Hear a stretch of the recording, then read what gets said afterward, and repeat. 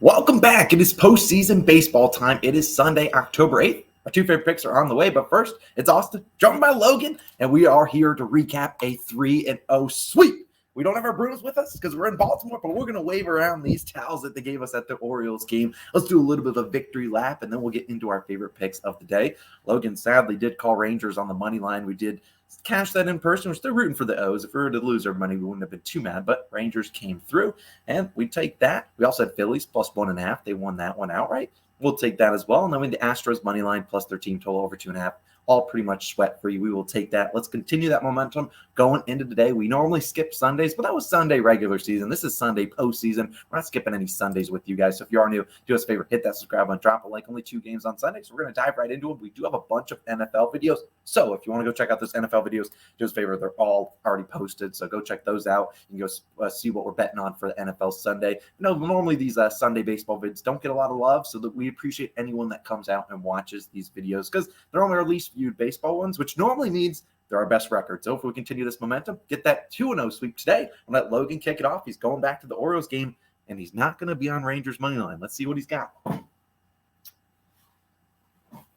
Austin already mentioned it. I got my Orange Bird playoff towel, which I'm ready to go, and I'm not actually backing the Rangers in this one, which is interesting because if you guys already know, I've just been Rangers the full playoffs. But as far as my pick, I'm going to the Orioles, and I'm taking their team total over 3.5 runs in this one, minus 120 odds on PointsBet. I would play this to about minus 140. FanDuel has it at minus 146. I personally wait to see how this line changes when first pitch comes around because do not lay the juice at minus 146 on FanDuel. Pretty much just do your shopping on this one. But I do really like the Orioles team total, and I think it's actually safer. Now you have to hear why I think it this way, because I have been on the Rangers and 3 straight times, all plus money. I felt like we were stealing from the books. Now I think the books have sort of adjusted the lines where you're getting only like plus 100-ish on the Rangers and the money line, and I just don't see a ton of value there. I'm hopping off this spot because the Orioles simply need it more, and they're going to be the much more desperate baseball team. If I had to pick a side, it would be Baltimore money line.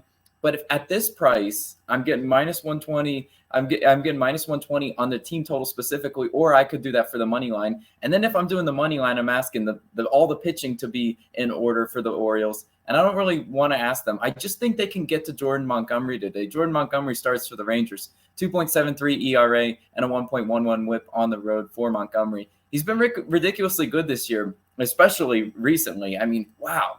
0.53 ERA in his last 5 starts. He's been virtually unhittable. We know this because I actually backed him in his first playoff start against Tampa Bay. He came in there and just tossed a masterclass in Tampa Bay. But I have to come out and say and caution you, this Orioles team is a lot better than the Rays team. Whether you like it or not, they just have a deeper lineup, 1 through 9, and they have hitters that can definitely do damage against Jordan Montgomery. If he's not on his A game, they will make him pay, and they'll probably shock a lot of people because people will be like, whoa. Jordan Montgomery has been so good up to this point. What's going on? I just think you have to look at these Baltimore hitters, and you have to look at how they fared versus Montgomery in their careers. Got Cedric Mullins hitting 250 against him. Santander, 333. Mountcastle, our boy, 278, and Arias, 294. So all these hitters, the key hitters in this lineup, 1 through 9, a lot of them have seen Montgomery really well, especially, in his time. He used to pitch for the Yankees, obviously. So the old divisional opponent, they've seen him before, and they have hit him before. And the question is, can they get to him this season? I definitely think so, because on the season, Baltimore hitting 259 against lefties. They have the switch hitters to take advantage of the lefty-righty matchup, that Montgomery has, because sometimes he is really hard on the lefty-lefty matchup. They have switch hitters. They have guys on both sides of the plate that can get to Jordan Montgomery in this one. And I actually do think they tag him for several runs. I think they get 2 to 3 runs up on him. And then yesterday, if you look at the Orioles, they had opportunities in the late innings against the Rangers bullpen, and they just could not capitalize in that one. It was kind of tough. You got Spores in there, came in, just walked a bunch of guys, put guys on base. They couldn't get it done there. They had Chapman, who also put some base runners on. Knowing they cannot afford to go down 0-2 at home, I'm looking for the Orioles to be really aggressive in this one and on the base path, get into scoring position and get the timely hits that it's going to take to win this one. Because I really don't think they're going to win this one if they put up, if they don't put up at least 4 runs. So again, we're talking safer pick. I think the safest pick in this one is the Orioles team total. If you want to get ambitious, take them on the money line. You could do that. But yes, I have to hop off on the Rangers. And if they win this one convincingly, then maybe I'll just be back on them game 3. We'll see about that one. But I do have a really good chance that they are going to cash for us. I'm tossing it over to Austin for his pick now. I only got one other game to choose from, and I'm going to go to that Twins and Astros game, one where we cashed out yesterday. While I don't hate my pick that I took yesterday, Astros money line and their team total over, I actually think this is a safer one, and I'm actually going to take the under in the full game. Twins, Astros under 8 runs, -106 on FanDuel. Now, you will see some books sitting at around 7.5. Obviously, if you can get the push potential, you obviously rather get it than not, but I do think that it would still hit at 7.5 because we aren't going to hit this pick if it doesn't hit at 7.5 unless we get a push and get our money back. But at the end of the day, we saw yesterday 10 runs combined in this game. Obviously, the Astros got 6 of them for us. They were looking like a sweat-free winner. They were up 5-0, and then they ended up giving up a couple blasts, making it closer than it really needed to be. But you look at yesterday, 10 runs, 8 of them came via the home run. And I kind of looked at the odds of home runs on FanDuel prior to that game, and I was like, dang, a lot of these guys have low odds.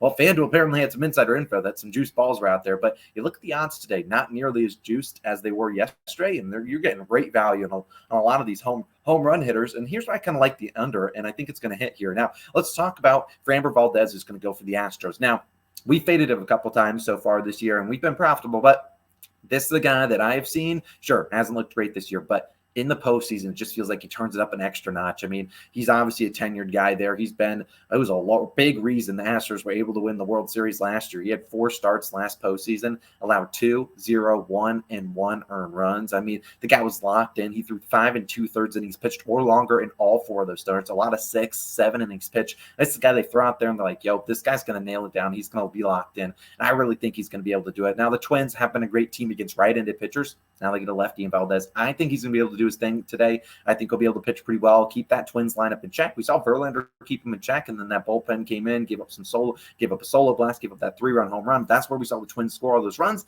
But I still do think Valdez is going to be locked, and I think he's going to pitch really well. He normally turns it up in the postseason. Just flashback to, last week we talked about Logan was on Eovaldi. He had sucked going into that start. Just a guy that knows how to pitch in October. We just watched Clayton Kershaw. Speaking of a guy who doesn't know how to pitch in October, that guy just got smoked for 6 runs with a one inning, one out. That's all he could get. I could do that. But at the end of the day, I think Valdez will be able to get it done. And then on the other side, we're going to have Pablo Lopez go. And I think if you're going to see this Twins team have a chance to win, this is the game to do it. And they're giving him a lot of respect. I mean, Pablo Lopez and the Twins +110, +120 on the money line, which is much better than you were getting yesterday. And you look at Pablo Lopez, already 1 start in this postseason, 5 2/3, 1 earned run allowed to the Blue Jays in the wild card round. He'll have his work cut out for him on the road versus Houston, but he has had better road splits than home, which is good to see. And this is a guy that actually has decent splits against a lot of these Astros hitters. I mean, they have Jordan. Whoa. I don't know what the heck's going on here on the phone, but either way, it doesn't matter because we're delivering a winner, hopefully, to you guys. And look, if you look at Altuve, he's 0 for 2. Jordan has decent props against him, but I'm not too worried about it. I think Pablo Lopez will be locked in. I think he'll be able to navigate this lineup. And when we talk about Pablo Lopez, he can go out there, throw 5 or 6 innings pitch, give up 2 earned runs, and we turn it over to the bullpens. Sure, the Astros bullpen got tagged yesterday, but I still do think that both these 2 bullpens are really good. The last 10 games we talked about yesterday, Astros 3rd best bullpen ERA, Twins the 5th best. These are 2 really, really good bullpens, really high-level bullpens. So I think the under is the safe spot to go in. If you had it yesterday, you got wrecked. I know you might not want to run it back, but I think it's a good time to run it back. So I'll take the under 8. Logan's going to be riding with the Orioles. Team total over 3.5. And those are favorite picks of the day. Let's go 2 now. Let's bring out the brooms, our fake broom again tomorrow. We'll have some more picks, of course. We appreciate you guys. Also, a side note, Logan and I enjoyed meeting a lot of you guys at Pickles Pub before the game. That was really cool. So if y'all watching the video and you met us there, awesome. If y'all ever see us in public, definitely come up and say hello. We are super honored you guys watch these videos and spend time out of your day to hear 2 clowns talk about baseball every single day of the week. But let's continue this great postseason run on a 7-2 run to start the postseason. Let's have a great day. So Austin, Logan, signing out. We will see you guys back in tomorrow with some more picks, hopefully with our makeshift brooms out. We'll see you then. Peace out.